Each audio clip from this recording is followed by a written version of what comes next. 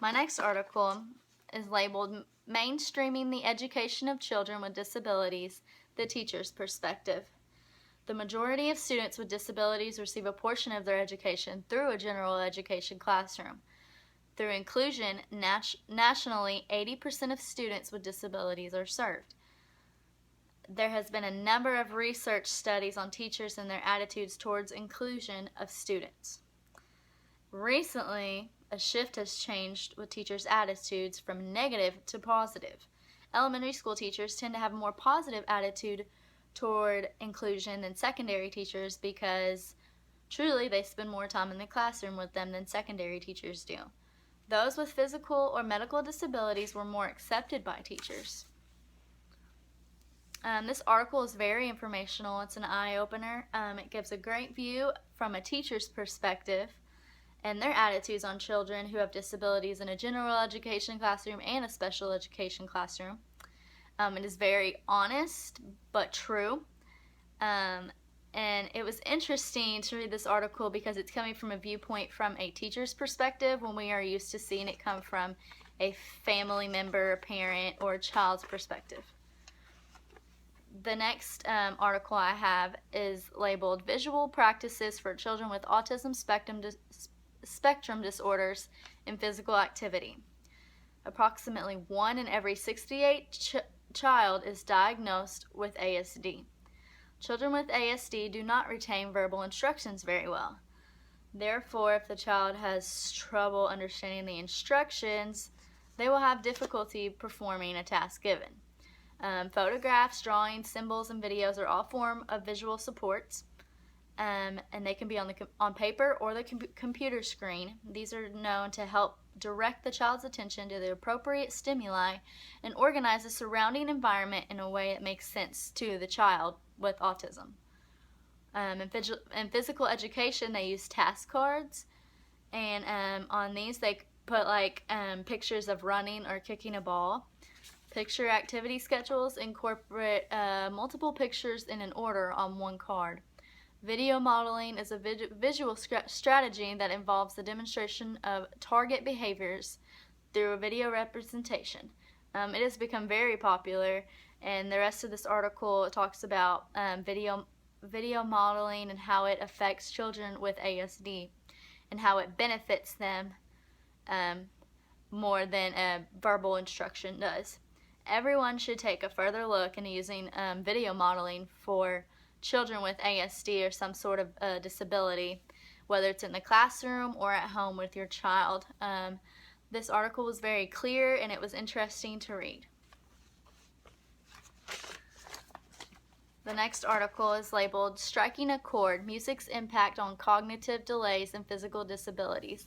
The National Center for Learning Disabilities mentions that there are currently 2.4 million students who are diagnosed with some form of learning disability and receive special education services in the public schools.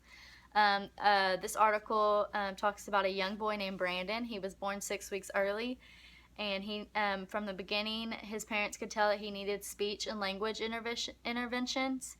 They had him tested, and he was diagnosed with auditory processing, visual motor, visual perception, sensory motor, and attention deficit disorder.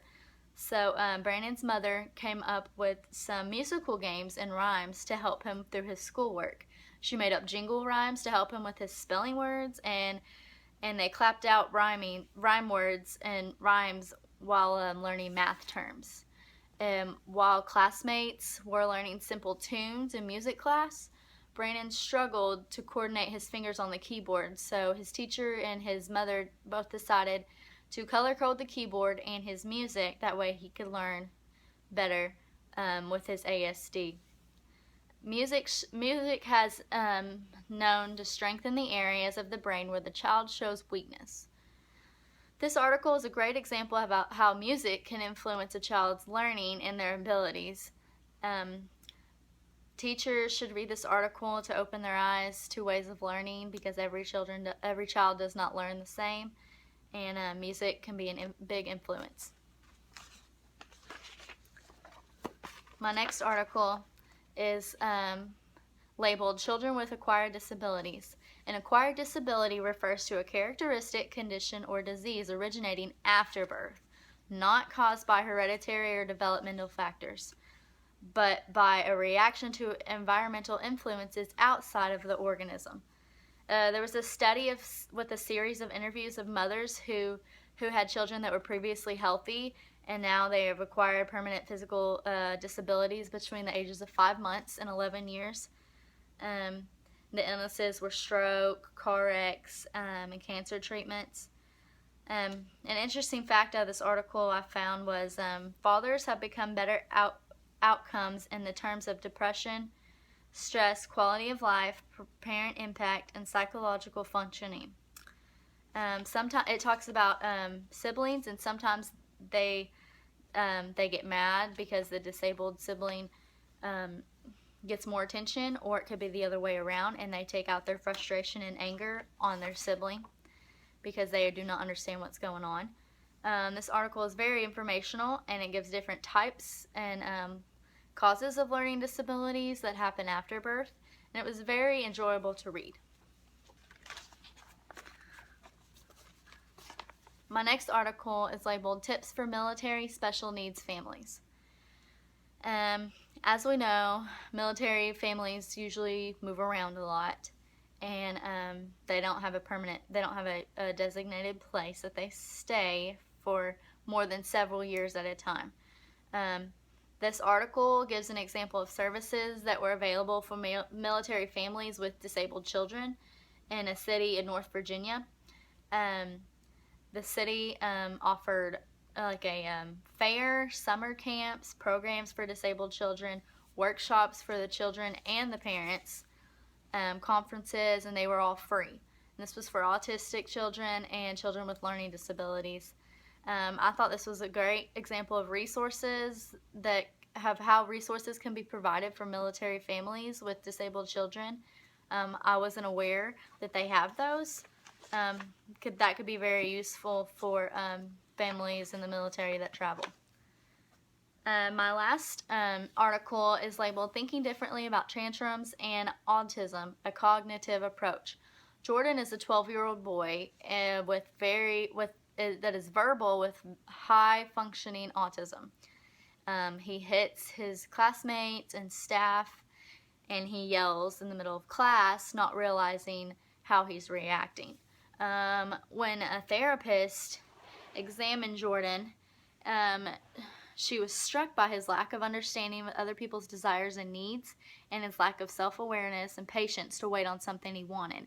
He didn't understand the concept of later. So the therapist had him work with a boy that was a year younger than him and had the same condition, ASD. The therapist kept putting Jordan in situations where he had to come up with creative solutions, and he built his self-esteem. At the end, the two boys ended up doing several activities together. They both benefited and learned how to control the negative behaviors. The therapist helped him develop more flexible thinking, communication skills, problem solving, and by the time they got done, his tantrums were almost completely done with. This article is very enjoyable to read, and it was relatable and realistic. Many teachers and parents could relate to this, since autism spectrum disorder is very common. They could gain a good amount of information from this.